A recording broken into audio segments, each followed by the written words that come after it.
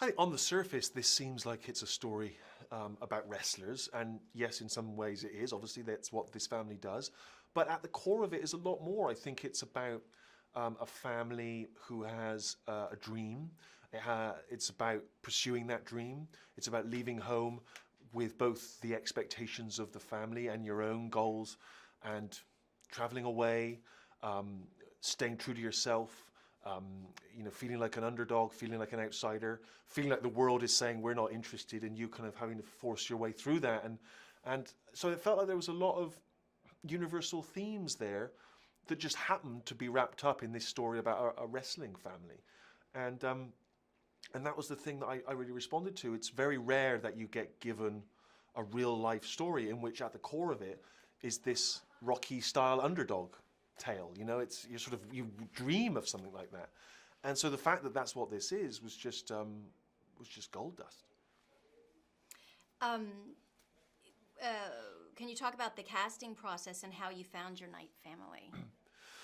Well, the Knight family in real life are very vivid, very distinctive in the way they look. They speak a certain way. They communicate with each other in a very specific way through humor and through trash talk sometimes. And so it was never going to be easy to recreate that. And first off, casting Paige herself was a really tough dive, because here you are, you have to find an actress that can play this real life woman who has enormous charisma, which is why she became a WWE superstar, who has been wrestling since the age of 13. And you need to find an actress who can do all of that, who's willing to get in the ring, throw herself around, who has that charisma, but who also is a good enough actress that you can believe she's this working class kid from some small town in England, and she can carry a movie on her shoulders. And I saw maybe 60 or so young women for that role, either in person or on tape, and Florence was the one who ticked all those boxes and was willing to come and work with me and work with Jack, who plays her brother, and just convince me and perhaps herself that she could do this role. Fantastic. Talk about casting Vince Vaughn and tell us about his character.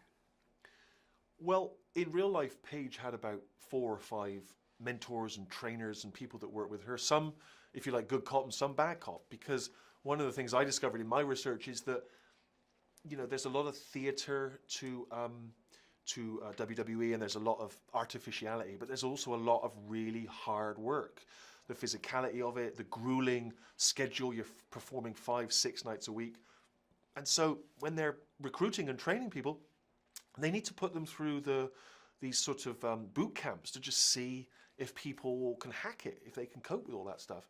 And so they're very tough, these trainers, but they also at times are very encouraging and very sweet and sort of mentor-like. And so I wanted to kind of find one character that could kind of embody all of that, really. And I've loved Vince Vaughn since I saw him in his movie Swingers years ago. That was a real inspiration for me to want to make films. And what's great about Vince is he's obviously very funny, and he has this kind of quite tough, hard shell, seemingly. But beneath it, there's a real sweetness and a softness, which is one of the reasons why people, I think, love him on screen. And so he was just a great fit for this character, and also just for the fact that Vince himself is really smart. He gave me great notes on the script, great insight into sort of where he thought we could improve things. And so he's almost a bit of an unsung hero in this whole movie, I think.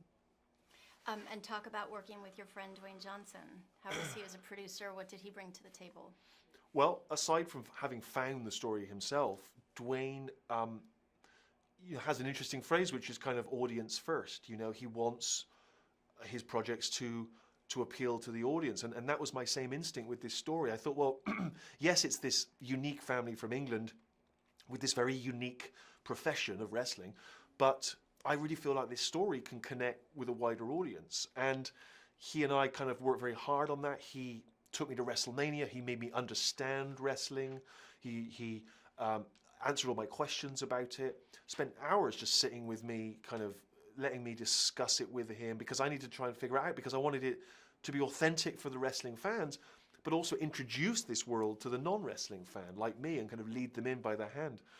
And so I sat there with Dwayne in hotel rooms, and he gave me all his attention. The only time he diverts from giving you his attention is when his watch beeps and he has to go to the fridge and pull out another piece of food, because the man needs to eat seemingly every 20 minutes. It's quite extraordinary. Yeah, we've junketed with him. We know this. Talk about Ellie Goulding and recording music for the film. How did she become involved in this? Well, I was really excited about having some music in the film that was by a British artist, by a female British artist, because I wanted it in some way to reflect the voice of Paige herself. And I'm a fan of Ellie Goulding, and we screened the movie for her. She really responded to it, really fell in love with the characters. And so wrote a song, certainly my interpretation of it is sort of from the perspective of this brother and sister, and this rather, this loving but also rather kind of strained relationship, because, you know, they've come up from the age of 10 or 13, you know, as wrestlers, you know, and they love each other, they support each other, but suddenly the sister gets to go and live this dream and the brother gets left behind. There's a lot of emotion there, and I think, you know, Ellie sort of tapped into that, and I think she's managed to make a song which although kind of has the uplifting, joyous quality that I hope the film does, but also taps into that emotion of this brother-sister relationship. Excellent. And then finally, can you talk about, you got to film some of your scenes, I believe, in an audience of WWE Fans, and talk about what that was like. Yes.